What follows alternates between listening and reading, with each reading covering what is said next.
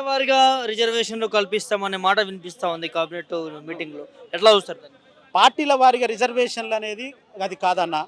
అది ఏంటంటే ఏదో వాళ్ళని ఎరవేయడం కోసం మేము ప్రకటిస్తున్నామని చెప్పడం కోసం రేపు ఎలక్షన్లో గెలవడం కోసం తప్ప పార్టీల వారీగా కాదు. మాకు కావాల్సిన చట్టబద్ధంగా కావాలి.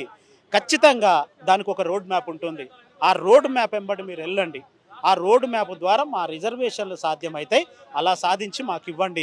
అప్పుడే మా బీసీలకు కూడా మీరు ఇచ్చిన వాగ్దానాన్ని నిలబెట్టుకున్న వాళ్ళు అవుతారు.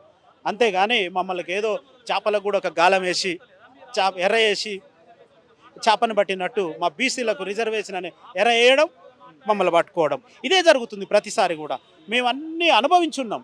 కాబట్టి ఇంతమంది అందరం ఉద్యోగస్తులు ఉన్నారు, ఈడ వివిధ ప్రజా సంఘాలు ఉన్నారు, కార్మిక సంఘాలు ఉన్నారు.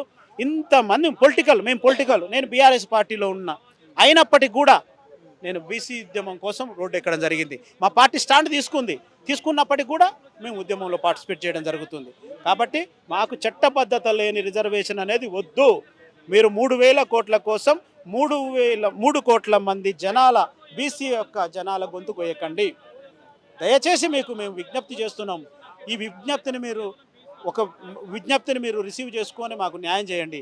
లేదంటే మాత్రం మరొక్క తెలంగాణ ఉద్యమం తెలంగాణ రాష్ట్రంలో చూస్తారని హెచ్చరిస్తున్నాం రాష్ట్ర ప్రభుత్వం.